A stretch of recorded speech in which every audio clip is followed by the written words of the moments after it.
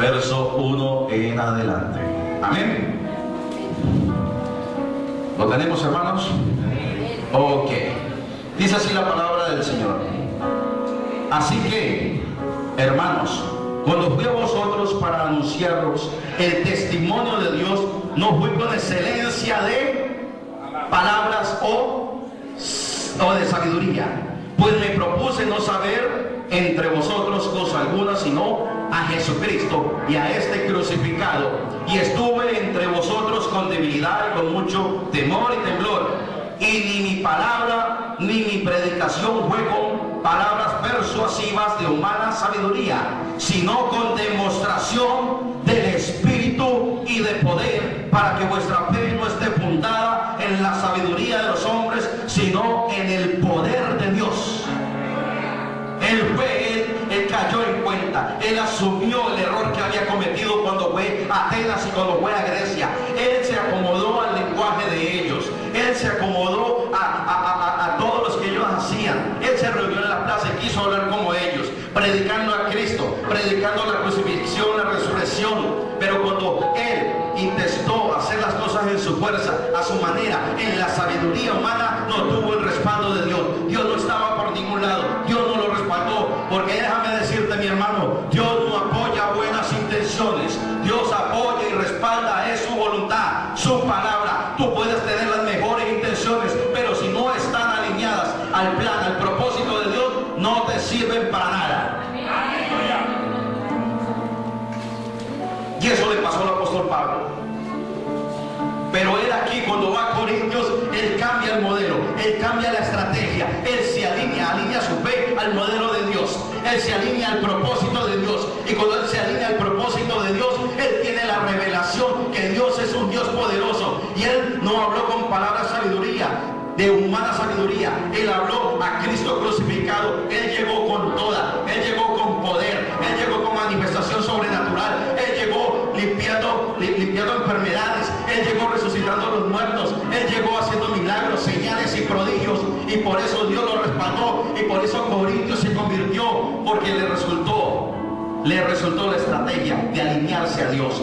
Si tú, mi hermano, quieres ver el poder sobrenatural de Dios, si tú quieres ver la gloria de Dios manifestada en tu vida, porque primeramente te tienes que avivar tú. Tú puedes pedir avivamiento, y Señor, un avivamiento, y un avivamiento para esta ciudad, y un avivamiento para este barrio, y un avivamiento para esta iglesia. Pero el Señor te dice, mi hermano, tú eres el que te tienes que alinear. Hijo, tú eres el que te tienes que avivar. Tú eres el que te tienes que avivar. Aviva el don del fuego que hay en ti, que te fue puesto por imposición de las manos del presbiterio. Le dijo Pablo a Timoteo. Avívate tú. Cuando te avivas tú, déjame decirte que vas a alinearte a la mente de Cristo. Tu fe va a estar alineada al plan de Dios, y te convertirás en un hombre, en una mujer esforzada y valiente, comprometida, disciplinado y perseverante, y colaboradora en el reino de Dios. Y eso se va a ver manifestado en la colaboración y en tu trabajo de desempeñar con tu pastor de la casa, con la visión de la casa.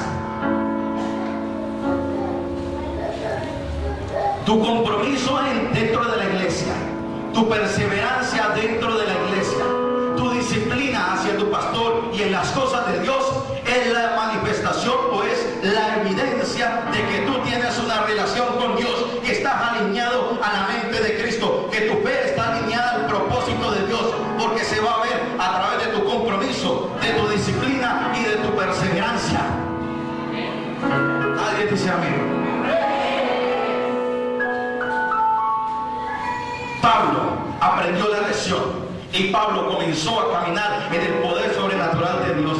Él ya aprendió y dijo, aquí no me vale venir con palabrería, con sabiduría humana. Aquí tengo es que manifestar el poder de Dios si quiero alcanzar a esta gente. Si tú quieres alcanzar a este pueblo, si tú quieres alcanzar a Palmira, si quieres que aquí haya un avivamiento, tienes que manifestar y revelar el poder sobrenatural de Dios.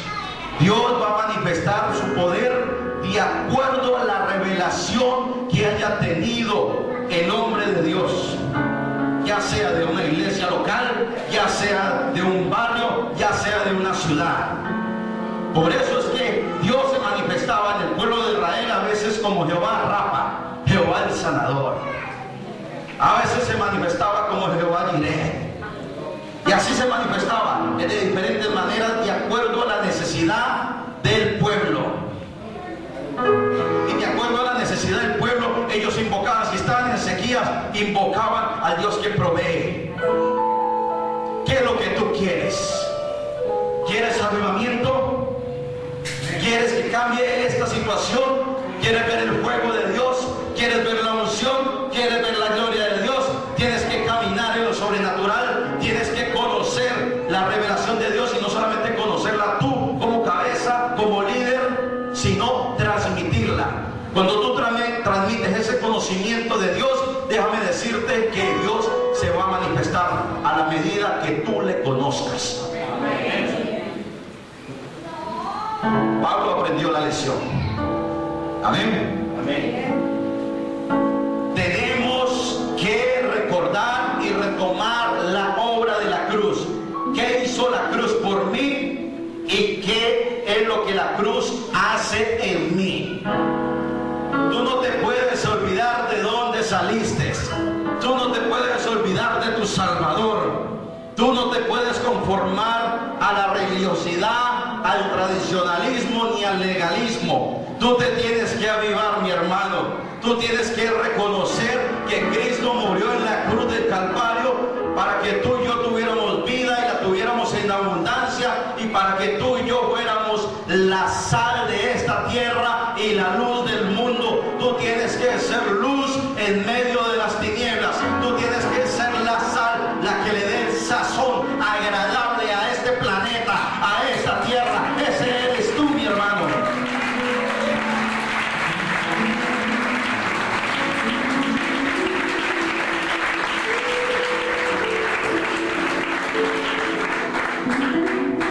No tenemos que estar recortando el pedazo de madera, sino la obra de la cruz.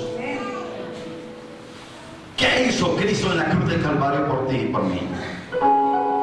Para que seamos agradecidos con lo que Él hizo en la cruz. ¿Para qué murió Cristo en la cruz del Calvario? Cuando tú te recuerdas la obra de la cruz y tienes un corazón agradecido por lo que Él hizo por ti,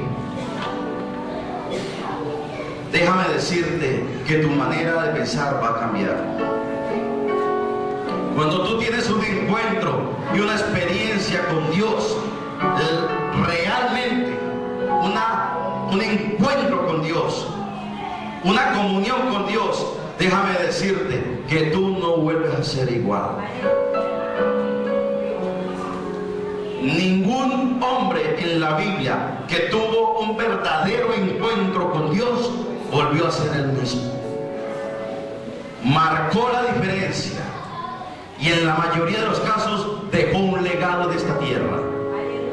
Y tú estás en esta tierra para que marques la diferencia y para que dejes un legado en esta tierra. Cristo en la obra de la cruz dejó un legado, y ese legado eres tú que estás sentado allí.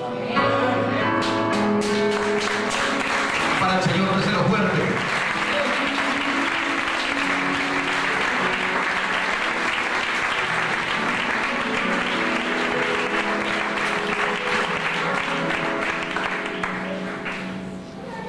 La cruz es la base total de Dios para promover a cada creyente, para darle provisión total en todas las áreas.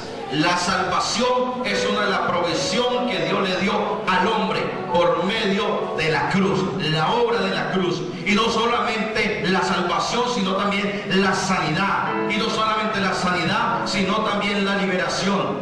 Y no solamente la liberación, sino también la prosperidad y la reconciliación de Dios con los hombres. Esa es la obra de la cruz. Entonces, ¿qué significa la obra de la cruz? Significa de que Dios te reconcilió con el Padre.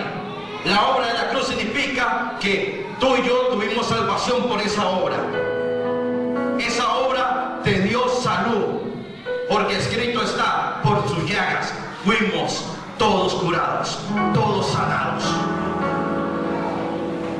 En la cruz del Calvario, en esa obra, tú eres próspero, tú eres bendecido. Las promesas de Abraham, de Isaac y de Jacob volvieron otra vez a nosotros para tomarla.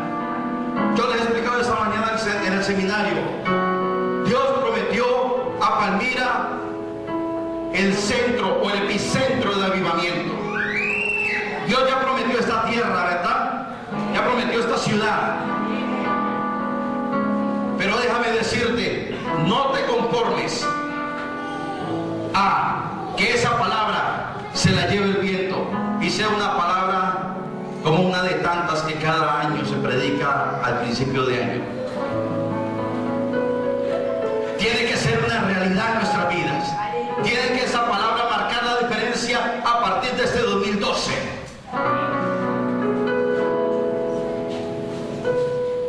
Cuando Dios dijo: entra a la tierra que yo te daré, la tierra de Canaán, esa tierra es suya, vaya y poséanla. ¿Qué dijo? Vaya y poséanla, es de ustedes. Pero ellos tuvieron que levantarse, formar sus estrategias, formar un ejército, enviar espías, mirar cómo estaba conformado el ejército allá, mirar quién eran los que estaban allá, cómo estaba el ejército, cómo estaban conformados, cuáles eran sus armas, cuál era el número, cuáles eran las entradas, cuáles eran las salidas, cuáles eran los hombres fuertes, cuáles eran los principados, cuáles eran las potestades, cuáles eran los gobernantes, cuáles eran los dominios, cuáles eran los brujos, cuáles eran los satanistas, cuáles eran los hechiceros, cuáles eran las personas que estaban en contra de la palabra que Dios les había dado y les había prometido.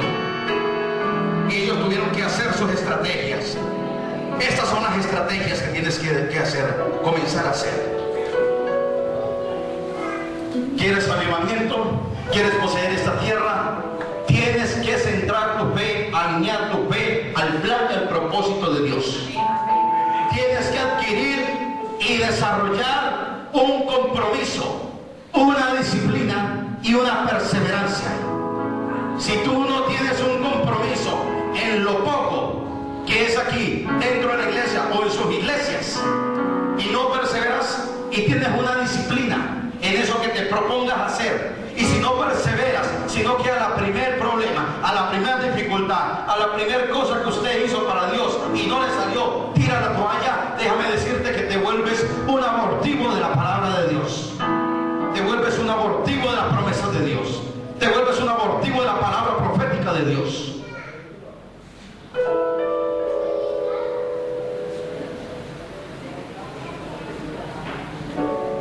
Israel poseyó la tierra que Dios le dio, pero con sudor, con esfuerzo, con sacrificio, con compromiso, con disciplina y con perseverancia.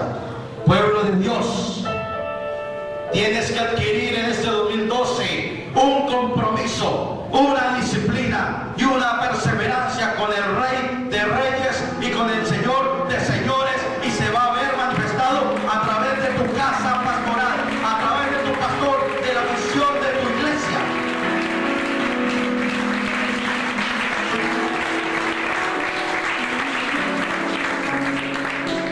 Si la cabeza y el lugar donde asistes, tu casa espiritual, está bien, tú vas a estar bien.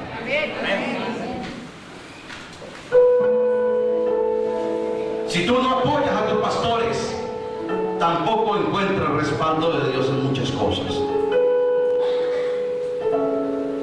Tienes que concientícense de eso, mis hermanos. Si la cabeza de la casa está bien, ustedes van a estar bien. Jesús mismo oró y dijo: Padre, ellos están en el mundo, yo no te pido que los quites del mundo, te pido que los guardes del mundo. Y yo oro y te pido para que ellos sean uno conmigo, así como tú y yo somos uno. Tú no puedes ser llanero solitario, ni agente independiente. Tú perteneces a un cuerpo, y ese cuerpo hermanos, se llama el cuerpo de Cristo. Tú eres una parte y una pieza importante dentro del cuerpo de Cristo. Gracias por esa vez, no lo creyeron.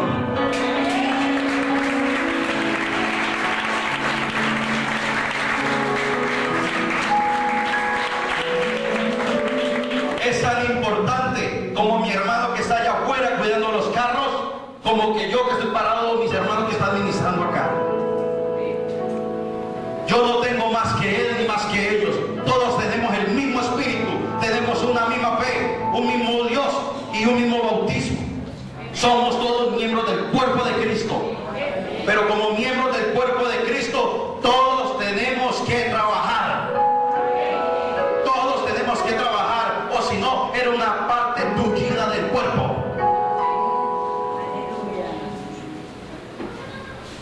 Uy. ¿Cuántos dicen amén? Esa es la obra de la cruz que tenemos que recordar. Eso fue lo que él hizo por ti, lo que hizo por mí. La cruz fue la base de Jesucristo con la cual derrotó a Satanás. Total, permanente, irrevocable y eternamente. Pónganle cuidado a esto, hermanos.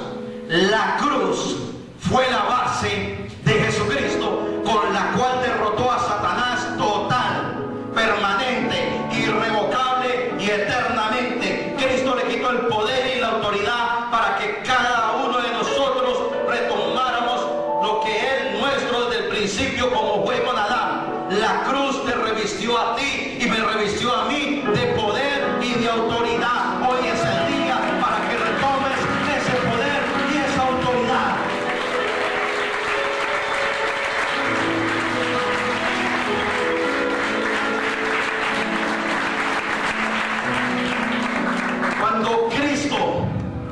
Cuando Cristo, ya les expliqué la obra de la cruz. Ahora, ¿qué es lo que la cruz hace en nosotros? La cruz en nosotros nos posiciona. La cruz en nosotros nos da promesa, nos da herencia.